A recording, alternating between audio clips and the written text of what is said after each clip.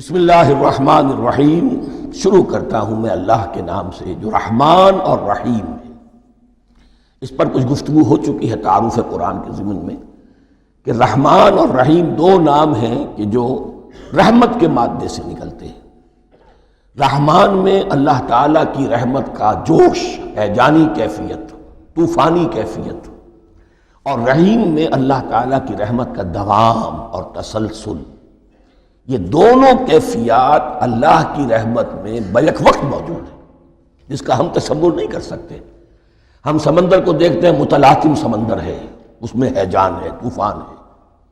دریا کو دیکھتے ہیں کہ وہ سکون کے ساتھ چل رہا ہے، خاموشی سے چل رہا ہے، بہہ رہا ہے، بس تسلسل کے ساتھ بہہ رہا ہے۔ ہم ان دونوں کیفیات کو علیحدہ علیحدہ دیکھتے ہیں تو ہمارا ذہن ان دونوں کو بیک وقت اس کا تصور نہیں کر سکتا، تخیل ممکن نہیں۔